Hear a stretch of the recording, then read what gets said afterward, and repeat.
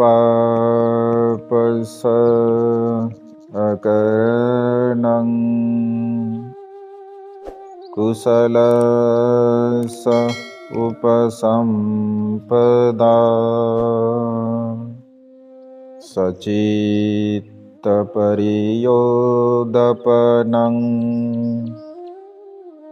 एतं बुद्धानुशासनं।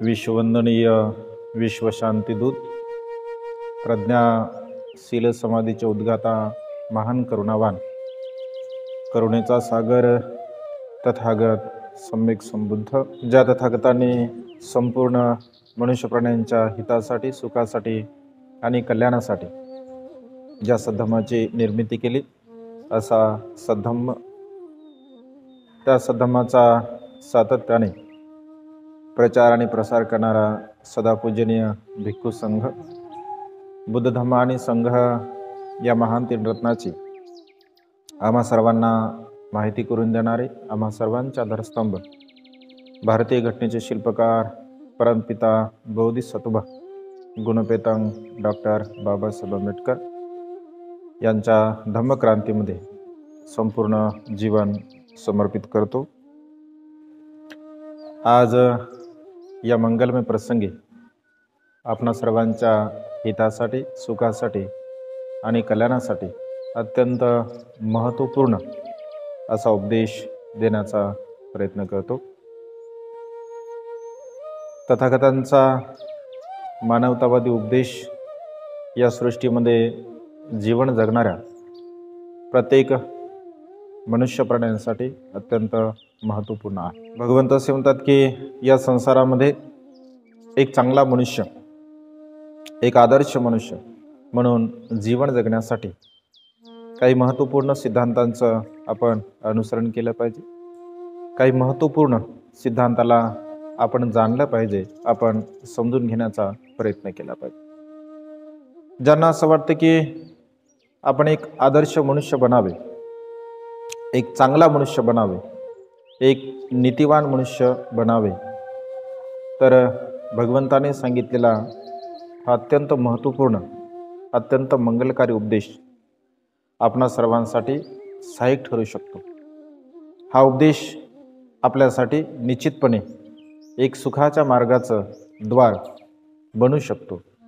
आणि म्हणून आज हा जो उपदेश आहे, तर तो उपदेश आपण एकाग्र चित्ताने ध्यानपूर्वक हा श्रवण करण्याचा प्रयत्न केला पाहिजे। ज्या उपदेशाला सत अपुरीस धम्म असं भगवंताने म्हटलं आहे, अर्थात 7 क्वालिटीज ऑफ गुड मॅन।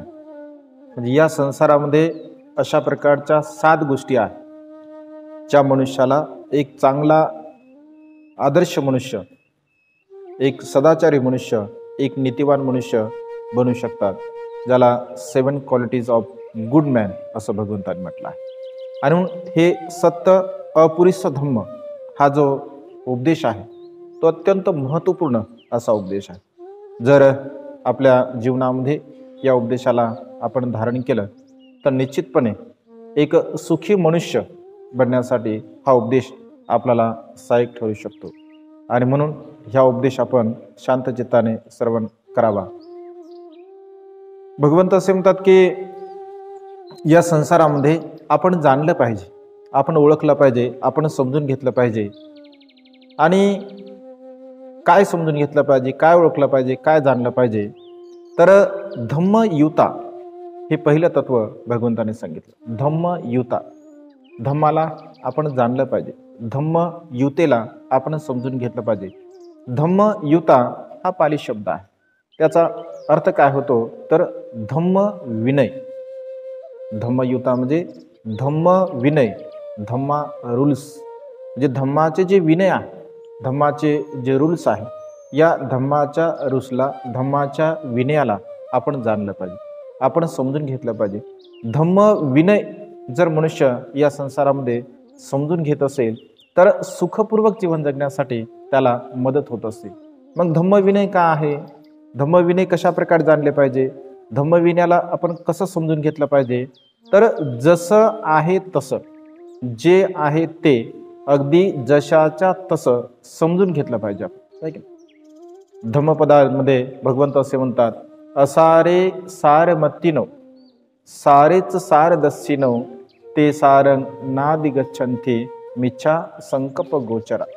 जो मनुष्य साराला असार समजतो आणि असाराला सार समजतो, तर तो मनुष्य आपल्या जीवनामध्ये साराला कधीही प्राप्त करू शकत नाही. आणि म्हणून जसं आहे तसं, सार म्हणजे काय, सत्य. सत्याला आपण सत्यच म्हटलं पाहिजे आणि असत्याला आपण असत्यच म्हटलं पाहिजे. खऱ्याला खरंच म्हटलं पाहिजे, खोट्याला खोटंच म्हटलं पाहिजे. जे योग्य असेल त्याला योग्यच म्हटलं पाहिजे, जे अयोग्य असेल ते अयोग्यच म्हटलं पाहिजे. जे चुकीचं असेल त्याला चुकीचंच म्हटलं पाहिजे, जे खरं असेल त्याला खरंच म्हटलं पाहिजे. म्हणजे अशा प्रकारची समतामूलक भावना, समतामूलक भाव जर मनुष्याच्या चित्तामध्ये असेल, तर तो मनुष्य खऱ्या अर्थाने धम्म विनयाला जाणू शकतो.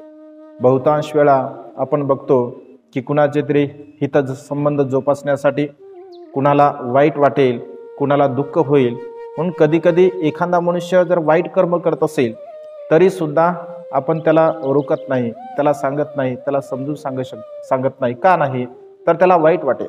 परंतु भगवंत असे म्हणतात की असं न करता आपण त्याची हानी करत आहोत, आपण त्याला दुःखाच्या मार्गाकडे नेत आहोत. आणि जे आहे जसं आहे तसं आपण त्या ठिकाणी प्रदर्शित करण्याचा प्रयत्न केला पाहिजे. त्याला आपण जाणलं पाहिजे, त्याला आपण समजून घेतलं पाहिजे. आणि तशा प्रकारे जर धम्म विनयाला आपण जाणत असेल, धम्म विनयाला आपण समजून घेत असेल, तर खऱ्या अर्थाने आपल्या जीवनामध्ये आपल्याला सुखाला प्राप्त होऊ शकतो. मग धम्मविनय म्हणजे काय आहे, धम्मविनय कशा प्रकारचे असतात, तर जे आपल्या जीवनामध्ये आपल्या हिताचा आहे, आपल्या सुखाचा आहे, आपल्या कल्याणाचा आहे, जे कुशल कर्म आहे, ऐक नाही, जे कुशल धम्म आहे, जे कुशल धम्म आहे त्या कुशल धम्माला जाणणे. जे अकुशल धम्म आहे, जे वाईट धम्म आहे त्या वाईट धम्माला जाणणे. म्हणजे अकुशल धम्म आणि कुशल धम्म मनुष्य कधी जाणू शकतो, मनुष्य कधी समजू शकतो, जो धम्मविनयाला जाणतो, जो धम्माला जाणतो, जो धम्माला समजून घेतो, तर तोच खऱ्या अर्थाने मनुष्य या सद्धम्माला जाणू शकतो. मग कुशल धम्म का आहे, अकुशल धम्म का आहे, तर कुशल धम्म कुठल्याही प्रकारच्या प्राण्यांची हिंसा न करणे, चोरी न करणे, व्यभिचार न करणे, खोटं न बोलणे, निंदालस्ती न करणे, चाडी चुगली न करणे, व्यर्थ बडबड न करणे, कुठल्याही प्रकारच्या अशा नशिली पदार्थाचं सेवन न करणे, जे की आपल्या आरोग्यासाठी हानिकारक आहे. अर्थात कायेद्वारा, वाचेद्वारा आणि मनाद्वारा जो मनुष्य चांगल्या प्रकारचं कुशल कर्म करतो, पुण्यकर्म करत असतो, तर तोच मनुष्य धम्माला जाणू शकतो, धम्माला समजू शकतो. आणि जो मनुष्य धम्माला समजू शकत नाही, धम्माला जाणू शकत नाही, तर तो मनुष्य मग प्राण्यांची हिंसा करतो, चोरी करतो, व्यभिचार करतो, खोटं बोलतो, निंदालस्ती करतो, चहाडी चुगली करतो, व्यर्थ बडबड करतो, नशिली पदार्थाचं सेवन करत असतो. आणि अशा प्रकारे आपलं जे मानवी जीवन आहे, या मानवी जीवनाला तो पूर्णपणे दुःखामध्ये पडत असतो. आणि म्हणून जे आपल्या जीवनामध्ये हिताचा आहे, सुखाचा आहे, आपल्या कल्याणाचा आहे, या गोष्टींना आपण जाणलं पाहिजे. त्यानंतर भगवंत असे म्हणतात की कुशल धम्म आणखी कोणता आहे, म्हणजे कुशल धम्म जाणत असताना जगामध्ये दुःख आहे हे आपण जाणलं पाहिजे, जगामध्ये दुःखाचं कारण आहे हे आपण जाणलं पाहिजे. जगामध्ये दुःख उत्पन्न होण्याची जी कारणं आहेत त्याला आपण नष्ट सुद्धा करू शकतो, त्याला आपण नाहीसं सुद्धा करू शकतो, हे सुद्धा आपण जाणलं पाहिजे. आणि त्याला नष्ट करण्याचा मार्ग कोणता आहे, तर तो म्हणजे आर्य अष्टांगिक मार्ग आहे, हे सुद्धा आपण जाणलं पाहिजे.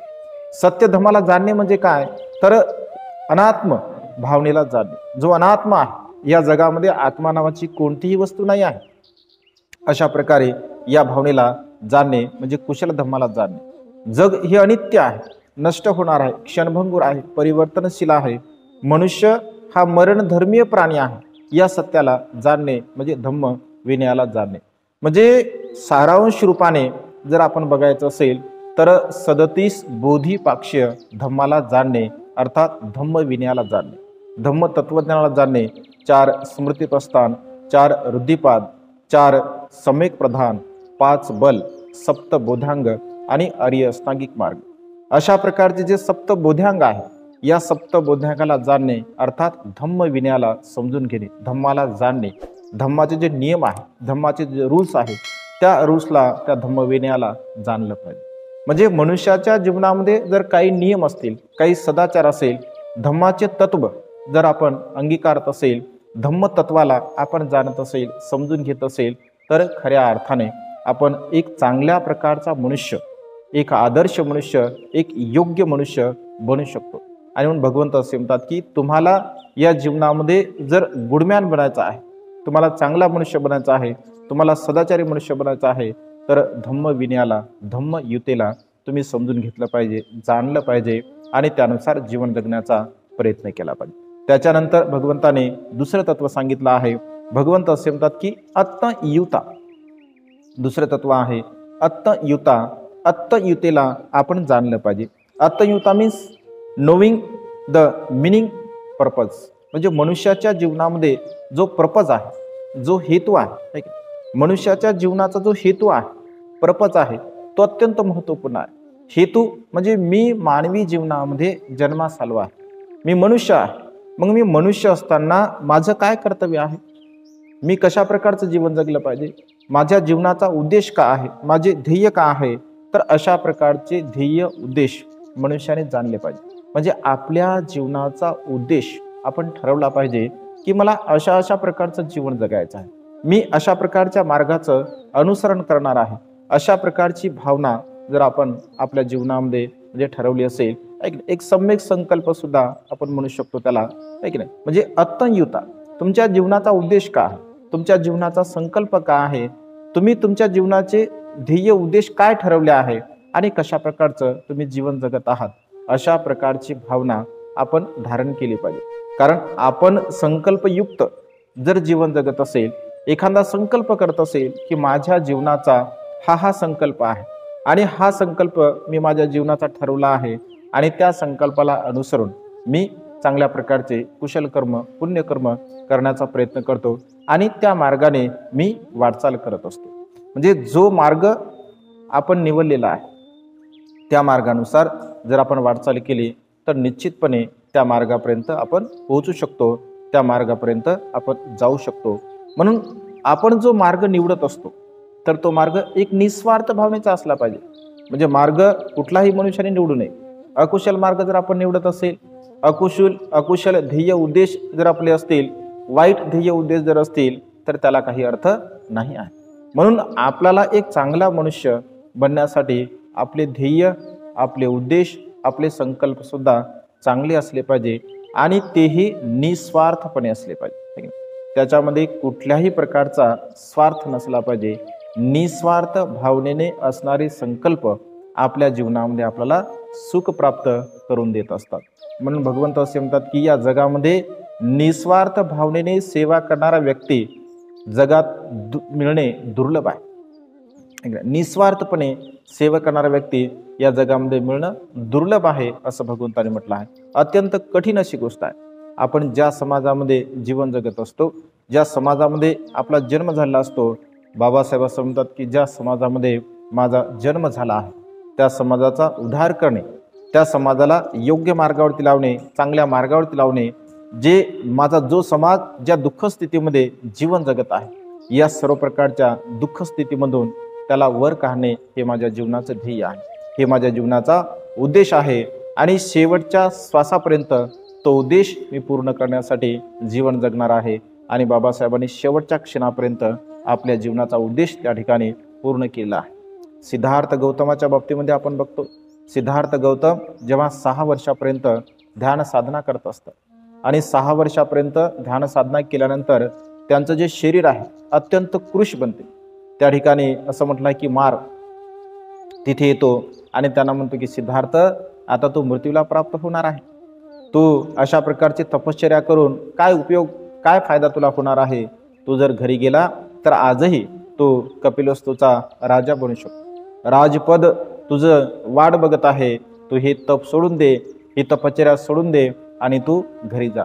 तेव्हा सिद्धार्थ गौतम म्हणतो की ज्याप्रमाणे सूर्य आणि चंद्र आपली जागा बदलू शकत नाही, ज्याप्रमाणे हिमालय आपली जागा बदलू शकत नाही, एक वेळचा तो बदलेल, परंतु माझा दृढ संकल्प कधीही बदलणार नाही. ज्याप्रमाणे समुद्र सुकून जाईल, परंतु माझा संकल्प हा कधीही बदलणार नाही. माझ्यामध्ये श्रद्धा आहे, माझ्यामध्ये वीर्य आहे, माझ्यामध्ये स्मृती आहे, माझ्यामध्ये बल आहे. या बलाच्या आधाराने मी माझं ध्येय पूर्णत्वास नेण्याचा प्रयत्न करेल. म्हणजे अशा प्रकारे जीवनाचे ध्येय आपण ठरवले पाहिजे, जीवनाचा उद्देश आपला ठरवला पाहिजे आणि तशा मार्गाला अनुसरून आपण जीवन जगण्याचा प्रयत्न केला पाहिजे. असंख्य लोक आपल्याला या सृष्टीमध्ये पाहायला मिळतात. खा प्या मोज मजा करा, आहे की नाही.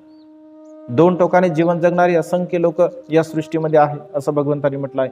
खाणे पिणे मोज मजा करणे आणि केवळ काम वासनेमध्ये तृप्त राहणे, काम वासनेमध्ये गुरफटून राहणे, अशा प्रकारच्या मार्गाने जीवन जगणारे असंख्य लोक आपल्याला पाहायला मिळतात, आहे की नाही. अनेक लोक असं म्हणतात की खा प्या मोज मजा करा, कारण उद्या आपण मृत्यूला प्राप्त होणार आहोत. उद्या कोण पाहिलं उद्याचा दिवस कसा येईल कसा येणार नाही, आपण तर मरणार आहोत, आपण तर मरणधर्मी आहोत. अशा प्रकारच्या विचाराने सुद्धा जीवन जगणारे लोक आपल्याला पाहायला मिळतात. परंतु असं नाही आहे. जो खाणे पिणे आणि मोज मजा करणे, केवळ कामवासनेमध्ये तृप्त राहणे, अशा प्रकारचं जर जीवन जगत असेल मनुष्य, तर त्या ठिकाणी त्या मनुष्याच्या जीवनामध्ये कधीही तो सुखाला प्राप्त करू शकत नाही. आणि जीवनाचा उद्देश मनुष्याने ठेवला पाहिजे आणि तो उद्देश ठेवून जर मनुष्य जीवन जगत असेल तर निश्चितपणे तो सुखाच्या मार्गाचं अनुसरण करू शकतो. काय संकल्प आपला असावा, काय उद्देश आपला असावा?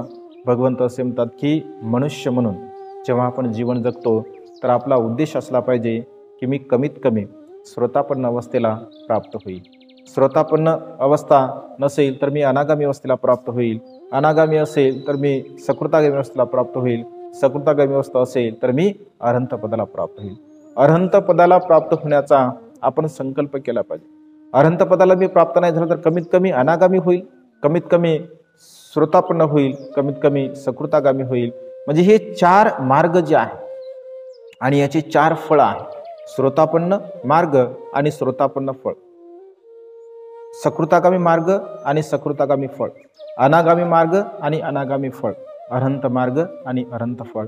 म्हणजे अशा प्रकारच्या ह्या चार मार्गाचं आणि या चार फळाची मी माझ्या जीवनामध्ये प्राप्त करेन. मग हे करण्यासाठी मी माझ्या जीवनामध्ये जे काही मला दान करता येत असेल ते मी दान कर्म करेल, जे मला शिलाचं अनुसरण करता येत असेल ते मी शिलाचं अनुसरण करेल, मी प्रज्ञेचा अभ्यास करेल. म्हणजे दान शील आणि प्रज्ञा ह्या तीन गोष्टींचं अनुसरण करून मी माझ्या जीवनामध्ये या सुखाच्या अवस्थेला प्राप्त करण्याचा एक संकल्प करेल, ध्येय ठेवेल, उद्देश ठेवेल.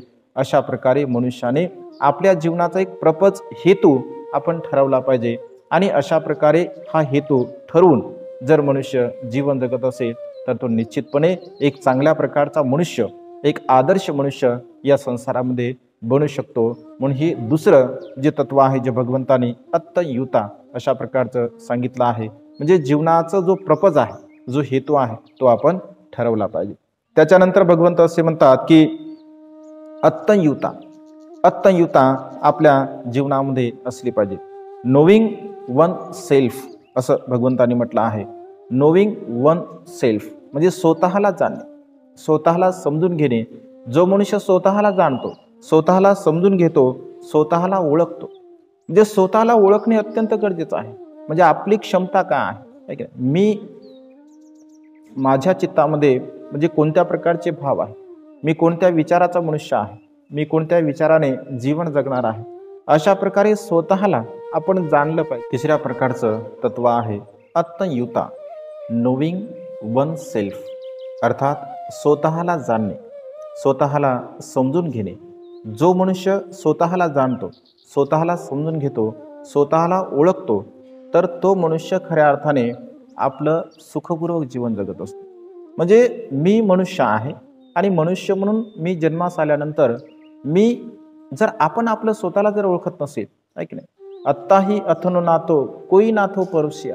भगवंत असे म्हणतात की तूच तुझ्या स्वतःचा मालक आहे, अन्य तुझा कोणीही या जगामध्ये मालक नाही आहे. मग तूच तुझ्या स्वतःचा जर मालक असेल तर तू ओळखला पाहिजे. आपण आपल्या स्वतःला ओळखलं पाहिजे, आपण जाणलं पाहिजे. आपण कोणत्या विचाराचे आहोत, आपली चर्या कोणती आहे, आपली रागचर्या आहे, आपली द्वेषचर्या आहे, आपली मोहचर्या आहे, आपली वासनारहित चर्या आहे. म्हणजे स्वतःला आपण जाणलं पाहिजे की आपल्या चित्तामध्ये कशा प्रकारचे विचार उत्पन्न होतात, आपण कशा प्रकारचे विचार आपल्या चित्तामध्ये निर्माण करतो आणि आपण कशा प्रकारचं जीवन जगत असतो. जोपर्यंत तुम्ही स्वतःला जाणत नाही, स्वतःला समजू शकत नाही, तोपर्यंत तुम्ही सुखाच्या मार्गाचं अनुसरण कधीही करू शकत नाही. कारण जेवढं मनुष्य स्वतःला जाणतो, स्वतःला ओळखतो किंवा स्वतःच्या विचारांना तो जाणतो, तर अन्य मनुष्य जाणू शकत नाही. कारण आपण स्वतःला जाणू शकतो. म्हणून भगवंत असे म्हणतात की आपण स्वतःला बघितलं पाहिजे, आहे की नाही, स्वतःला जाणलं पाहिजे. स्वतःच्या विकारांना, स्वतःच्या भावनेला, स्वतःच्या अकुशल कर्माला, स्वतःच्या कुशल कर्माला आपण समजून घेण्याचा प्रयत्न केला पाहिजे. स्वतःच्या कुशल कर्माला जाणतो, स्वतःच्या कुशल कर्माला पाहतो, बघतो, तर तो मनुष्य खऱ्या अर्थाने सुखपूर्वक जीवन जगत असतो, आहे की नाही. म्हणजे जो मनुष्य, भगवंत असे म्हणतात की जो धम्माला पाहतो, आहे की नाही, तो मला पाहतो. म्हणजे जो मनुष्य धम्माला जाणतो, धम्माला समजून घेतो, तोच मनुष्य मला पाहतो, मला समजून घेतो. म्हणजे धम्माला जाणणे, धम्माला समजून घेणे हे अत्यंत महत्त्वपूर्ण आहे. आपण धम्माला जर समजून घेत नसेल तर आपण बुद्धाला समजून घेत नाही, आणि आपण बुद्धाला जर समजून घेत नसेल आपण बुद्धाच्या तत्वज्ञानाला समजून घेऊ शकत नाही. जर बुद्धाच्या तत्वज्ञानाला जर आपण समजून घेतलं नाही तर सुखाच्या मार्गाला आपण समजून घेऊ शकत नाही. आणि जो मनुष्य सुखाच्या मार्गाला समजून घेऊ शकत नाही तर तो मनुष्य आपल्या जीवनामध्ये सुख प्राप्त व्हावं अशा प्रकारची इच्छा उत्पन्न करून सुद्धा तो सुखाला कधीही प्राप्त करू शकत नाही. म्हणून बुद्धाला जाणण्यासाठी आपण स्वतःला ओळखलं पाहिजे, स्वतःच्या विचारांना, स्वतःच्या मनाला, नोविंग वन सेल्फ आपण जाणली पाहिजे. म्हणजे मनुष्याच्या जीवनामध्ये जी स्वतःची क्षमता आहे, या स्वतःच्या क्षमतेला आपण जाणलं पाहिजे आणि स्वतःच्या क्षमतेला अनुसरूनच आपण जीवन जगलं पाहिजे. त्या ठिकाणी सुत्तनिपातामध्ये एका ठिकाणी भगवंताने जे उपदेश दिलेला आहे की मी ब्राह्मण कुळामध्ये जन्मास आलो आहे, मी क्षत्रिय कुळामध्ये जन्मास आलो आहे, अशा प्रकारे केवळ आत्मभाव मनामध्ये जर आपण निर्माण करत असेल, मी श्रेष्ठ आहे, स्वतःची आत्मस्तुती मनुष्य करत असेल, मी ब्राह्मण कुळामध्ये जन्मास आलो, मी क्षत्रिय कुळामध्ये जन्मास आलो, आणि अशा प्रकारे केवळ अहमभावमुळे आपल्यामध्ये असणारा जो मीपणा आहे, अहमपणा आहे, गर्व आहे, अशा प्रकारच्या भावनेने जर तो जीवन जगत असेल तर तो चांगल्या मार्गाचं अनुसरण करू शकत नाही. म्हणून चांगल्या मार्गाचं अनुसरण करण्यासाठी आपण स्वतःला ओळखून आपल्या मनामध्ये उत्पन्न होणारे जे विकार असतात त्या संपूर्ण विकाराला आपण नष्ट करण्याचा प्रयत्न केला पाहिजे. अर्थात स्वतःला आपण जाणलं पाहिजे, समजून घेतलं पाहिजे, तर मनुष्य एक चांगल्या प्रकारचा व्यक्ती, एक आदर्श व्यक्ती या ठिकाणी बनू शकतो. आणि हे आदर्श बनण्यासाठी हा सद्गुण आपण आपल्या जीवनामध्ये निर्माण केला पाहिजे. त्याच्यानंतर भगवंत असे म्हणतात मत्तयुता. मत्तयुता आपण जाणली पाहिजे. म्हणजे मत्तयुता जर आपण आपल्या जीवनामध्ये जाणत असेल, समजून घेत असेल, मॉडरेशन हाऊ टू बी टेम्परेटेड, म्हणजे मनुष्याच्या जीवनामध्ये अशा प्रकारचं जे कुशल कर्म आहे, जे पुण्यकर्म आहे, हे जाणत असताना, समजून घेत असताना आपण स्वतःवरती जर आपण स्वतःवरती ताबा मिळवत असेल, स्वतःच्या मनावरती आपण ताबा मिळवत असेल, स्वतःच्या विकारावरती आपण ताबा मिळवत असेल, तर खऱ्या अर्थाने सुखपूर्वक आपण जीवन जगू शकतो. म्हणून मध्यम मार्गाचं आपण अनुसरण केलं पाहिजे. म्हणजे स्वतःवरती ताबा मिळवण्यासाठी आहे की स्वतःचं मन अत्यंत महत्त्वपूर्ण आहे. कारण स्वतःचं मन अत्यंत चंचल आहे. मनोपभंगमा धम्मा मनोसेठा मनोमया मनसाचे पद उठेन भासती वा करोती वा ततो नंग दुःखमनिवेती चक्कं वहवहतो पदं ततो नंग सुखमनिवेती छाया व अनपाय.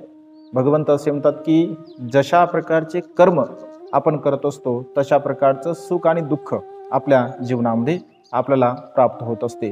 मग मनामध्ये उत्पन्न होणारे जे विचार आहे, मन हे आपल्या विचारांचं उगमस्थान आहे. चांगलेही विचार आपल्या मनामध्ये उत्पन्न होतात आणि वाईटही विचार आपल्या मनामध्ये उत्पन्न होतात. चांगले विचार जर आपल्या मनामध्ये उत्पन्न होत असतील तर त्याला आपण वाढवलं पाहिजे. वाईट विचार जर आपल्या मनामध्ये उत्पन्न होत असतील तर त्यांना आपण नष्ट केलं पाहिजे. कारण विचारांचं उगमस्थान हे आपलं मन आहे. आणि त्यामुळे या मनाला संयमित ठेवण्याचा आपण प्रयत्न केला पाहिजे.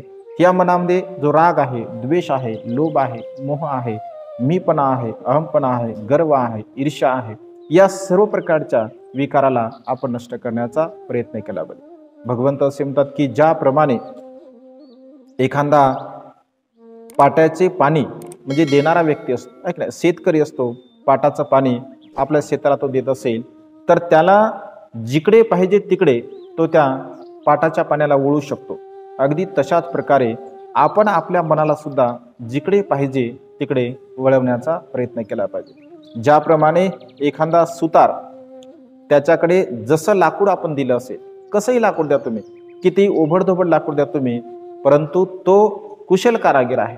तो जाणतो याला कशा प्रकारे सरळ करायचा आहे, याला कशा प्रकारे आकार द्यायचा आहे, आणि तो व्यक्ती तशा प्रकारे त्याला आकार देत असतो. अगदी तशाच प्रकारे सुताराप्रमाणे आपण आपल्या मनाला आकार दिला पाहिजे. आपण आपल्या मनाला योग्य मार्गावरती, चांगल्या मार्गावरती लावण्याचा प्रयत्न केला पाहिजे.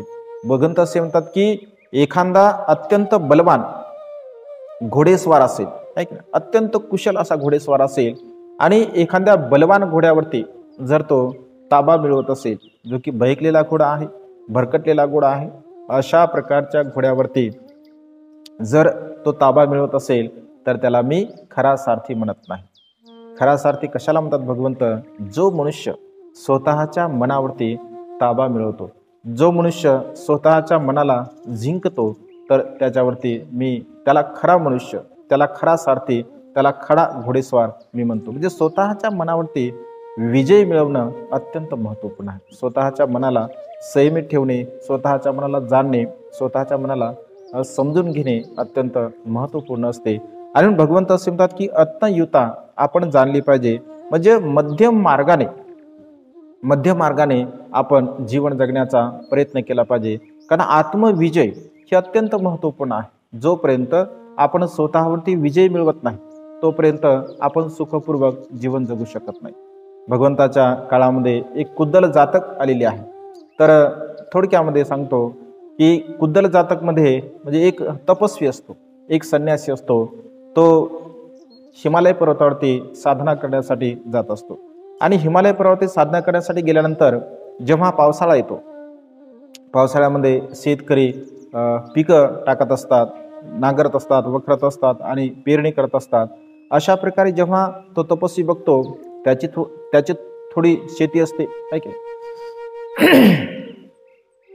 त्याच्याकडे सुद्धा थोडी शेती असते आणि त्याला असं वाटतं की आपण आपली शेती केली पाहिजे. त्याच्याकडे सुद्धा म्हणजे थोडी शेती असते, त्याला असं वाटतं की आपण सुद्धा आपली शेती केली पाहिजे. बघा, सुखपूर्वक जीवन जगणारा व्यक्ती स्वतःवरती ताबा नसल्यामुळे कशा प्रकारचा विचार करतो आणि खरोखरच तो आपलं काशाय वस्त्र म्हणजे त्यागतो, चिवर त्यागतो आणि पुन्हा शेती करत असतो. पुन्हा शेती करतो, धनधान्य येते, ते चांगल्या प्रकारचं धनधान्य तो खातो आणि पुन्हा मग काही काम नसते, मग पुन्हा तो असा विचार करतो की आपण आता पुन्हा प्रवर्जित झालं पाहिजे आणि पुन्हा प्रवर्जित होतो. म्हणजे एक वेळेस चिवर काढतो, 2 वेळेस चिवर काढतो, 3 वेळेस चिवर काढतो, 4 वेळेस, अशा प्रकारे 7 वेळा तो चिवर घेत असतो, चिवर काढत असतो, शेती करत असतो, शेती करून काम केल्यानंतर पुन्हा चिवर घेतो. म्हणजे अशा प्रकारे 7 वेळा तो हे कार्य करत असतो आणि शेवटी तो विचार करतो की मी एवढं सुखपूर्वक जीवन जगत आहे, मी एवढं चांगल्या प्रकारचं जीवन जगत आहे, मग या काशाय वस्त्राचा मी त्याग का करत आहे, हे मी चिवर का काढत आहे, असं जेव्हा चिंतन मनन तो करतो तर त्याला जाणवते की अरे, आपली जी शेती आहे आणि शेतीसाठी लागणारं जे आपलं अवजार आहे, जे हत्यार आहे, ज्याला कुदळ असं म्हटलं आहे, या 2 गोष्टी मात्र आपल्या या तृष्णेचं कारण आहे. ह्या 2 गोष्टी आपल्याला चिवर काढण्यासाठी कारणीभूत ठरणार आहे. आता शेतीला तर आपण काही करू शकत नाही, परंतु जी कुदळ आहे हीच खऱ्या अर्थाने माझ्या दुःखाचं कारण आहे, माझ्या तृष्णेचं कारण आहे. हिच्यामुळे माझं मन माझ्या ताब्यामध्ये राहत नाही आहे आणि तो गंगा नदीच्या तीरावरती जातो. 7 वेळा असं म्हटलं आहे, त्या कुदळेला आपल्या डोक्यावरती भिरकावतो आणि भिरदिशी तो गंगा नदीमध्ये फेकून देत असतो. गंगा नदीमध्ये फेकून दिल्याबरोबर त्याच्या अंतःकरणातून सहज असे उद्गार निघतात, मी जिंकलो, मी जिंकलो, मी जिंकलो. बाजूलाच एक राजा नुकतंच युद्ध जिंकून आलेला असतो आणि तो नदीच्या किनाऱ्यावरती म्हणजे थांबत असतो. त्याला आश्चर्य वाटते, त्याला वाटते अरे युद्ध तर मी जिंकला आहे आणि हा साधू असं म्हणतो की मी जिंकलो. तो राजा त्याचं सैन्य त्याच्या जवळ येते. राजा विचारतो की अरे महाराज, मी युद्ध जिंकला आहे आणि आपण असं म्हणता की मी जिंकलो, तुम्ही काय जिंकला आहे, तुम्ही कशाला जिंकला आहे? तेव्हा ते तपस्वी त्या ठिकाणी सांगतात की महाराज, आपण जे युद्ध जिंकलं आहे ते बाह्य शत्रूंवरती जिंकलेला आहे.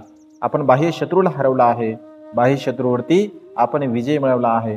परंतु मी मात्र आंतरिक शत्रूवरती, माझ्या तृष्णेवरती, माझ्या विकारावरती मी विजय मिळवला आहे. आणि बाह्य शत्रूवरती विजय मिळवण्यापेक्षा आंतरिक शत्रूवरती विजय मिळवणं अत्यंत दुर्लभ आहे. मी माझ्या स्वतःवरती ताबा मिळवला आहे, मी माझ्या स्वतःच्या मनाला संयमित केला आहे आणि माझा विजय हा योग्य विजय आहे, माझा विजय हा शाश्वत विजय आहे, माझा विजय हा सुखाच्या मार्गाने नेणारा विजय आहे.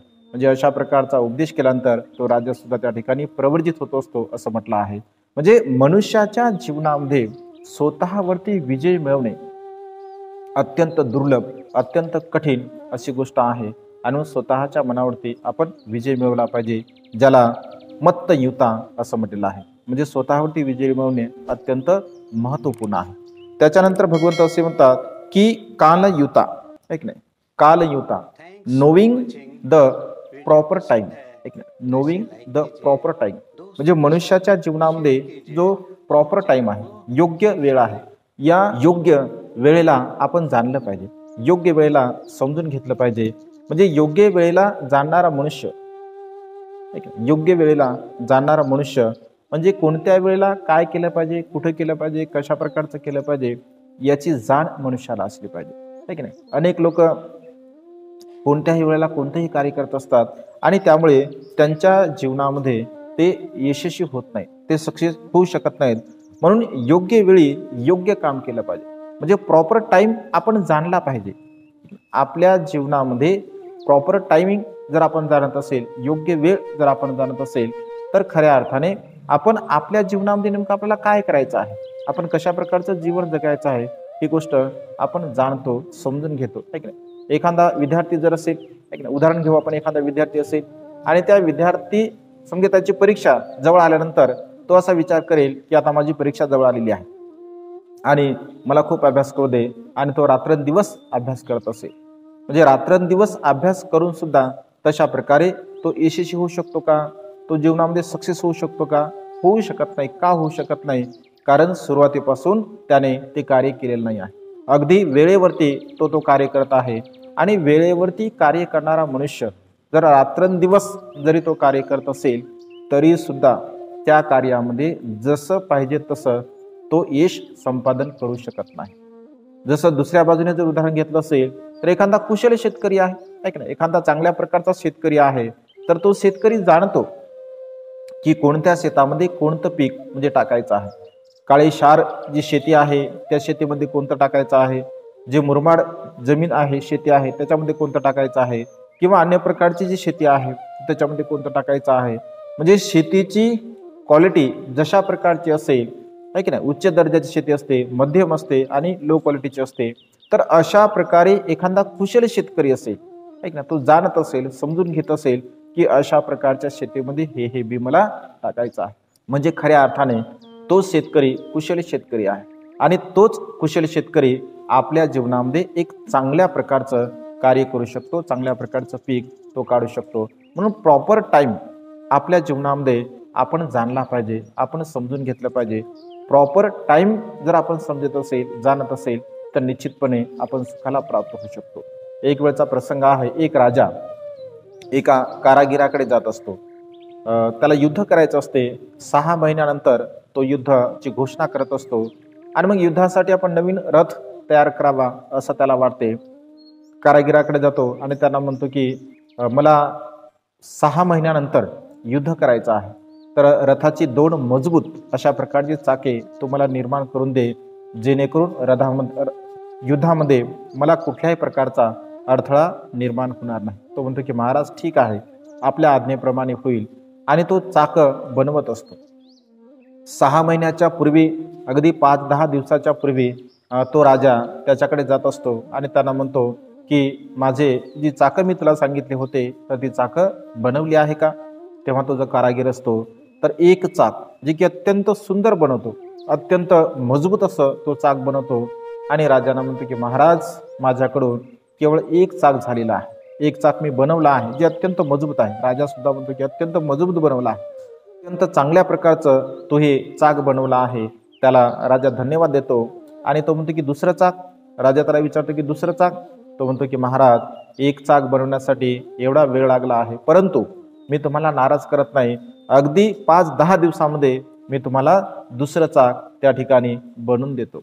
राजा हुशार असतो, बुद्धिवान असतो. राजा म्हणतो की तू मूर्ख आहे का, तू वेडा आहे का? ज्या चाकासाठी तुला 6 महिन्याचा अवधी लागला, अगदी 5-10 दिवस कमी आहे, आणि दुसरं चाक बनवण्यासाठी तू केवळ 10 दिवसामध्ये बनवतो, अशा प्रकारे म्हणतो. म्हणजे पहिल्या चाकामध्ये आणि दुसऱ्या चाकामध्ये काही फरक राहणार नाही का? त्याच्या क्वालिटीमध्ये फरक राहणार नाही का? त्याच्या मजबूतीमध्ये फरक राहणार नाही का?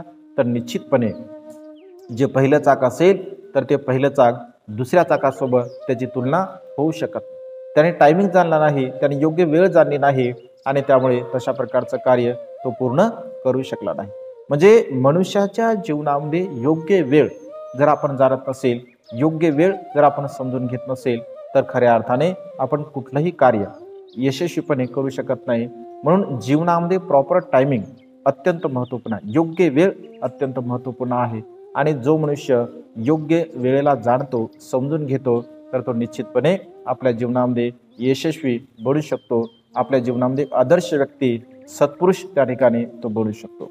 त्यानंतर भगवंत असे म्हणतात की परिसंयुता, म्हणजे मनुष्याच्या जीवनामध्ये परिसंयुता अर्थात अनुकूल स्थळी वास करणे, ज्याला नोविंग द असेंब्ली असं म्हटलंय. नोविंग द असेंब्ली अशा प्रकारे म्हणजे अनुकूल स्थळ, म्हणजे जीवन जगत असताना अनुकूल स्थळी आपण वास केला पाहिजे. म्हणजे चांगल्या ठिकाणी आपलं वास्तव्य असलं पाहिजे. चांगल्या ठिकाणी वास्तव्य करणे सुद्धा अत्यंत महत्त्वपूर्ण आहे. महामंगल सूत्रामध्ये सुद्धा भगवंत असे म्हणतात की अनुकूल स्थळ आपण निवडलं पाहिजे, अनुकूल स्थळी आपण वास केला पाहिजे. अनुकूल स्थळी जे लोक वास्तव्य करत असतात तर ते सुखपूर्वक जीवन जगत असतात. म्हणजे राहत असताना सुद्धा आपल्या शेजारी पाजारी कोण आहे, कशा प्रकारचं जीवन जगत आहे हे सुद्धा जाणणं अत्यंत महत्त्वपूर्ण आहे की नाही. आपल्या शेजारी पाजारी सुद्धा चांगले लोक असणं अत्यंत गरजेचं आहे. आपल्या शेजारी पाजारी जर चांगले लोक नसतील तर वाद होऊ शकतात, तंटे होऊ शकतात, भांडणं होऊ शकतात. आणि अशा प्रकारे वाद, तंटे, भांडणं जर होत असेल तर तशा वातावरणामध्ये आपण चांगल्या प्रकारचं जीवन जगू शकत नाही, आपण सुखपूर्वक जीवन जगू शकत नाही. आणि म्हणून आपल्या जीवनामध्ये अनुकूल स्थळ सुद्धा आपण जाणलं पाहिजे, समजून घेतलं पाहिजे आणि तशा प्रकारे जीवन जगण्याचा प्रयत्न केला पाहिजे. त्याच्यानंतर भगवंत असे म्हणतात पुग्गल युता, नोविंग युअर सेल्फ. पुग्गल युता अर्थात मनुष्य आपल्या जीवनामध्ये त्यांनी स्वतःला ओळखलं पाहिजे, स्वतःला जाणलं पाहिजे, स्वतःला समजून घेतलं पाहिजे. म्हणजे अशा प्रकारच्या कुशल कर्माला, कुशल धम्माला, कारण स्वतःला जर आपण ओळखत नसेल, स्वतःला जर आपण जाणत नसेल तर कुठल्याही प्रकारचं चांगलं कर्म आपण करू शकत नाही. म्हणजे भगवंताने अशा प्रकारच्या 7 क्वालिटीज सांगितल्या आहे. म्हणजे गुड मॅन बनण्यासाठी, चांगला मनुष्य, आदर्श मनुष्य बनण्यासाठी म्हणून भगवंताचा अत्यंत महत्त्वपूर्ण असा उपदेश आहे. आपण जाणून घ्यावं, आपण समजून घ्यावं आणि अशा प्रकारे आपल्या जीवनामध्ये आपण त्याचं आचरण करण्याचा प्रयत्न करावा. कारण हा जो उपदेश आहे आपल्या हितासाठी आहे, आपल्या सुखासाठी आहे, आपल्या कल्याणासाठी आहे. या भगवंताच्या श्रेष्ठ उपदेशाला आपण जाणून घ्यावं, समजून घ्यावं आणि त्यानुसार जीवन जगण्याचा प्रयत्न करावा. एवढीच आजच्या या मंगलमय प्रसंगी ही धम्मदेशना देऊन छोटीशी धम्मदेशना समाप्त करतो. सर्वांचं मंगल हो, सर्वांचं कल्याण हो, सर्वांना दीर्घायुष्य लाभो.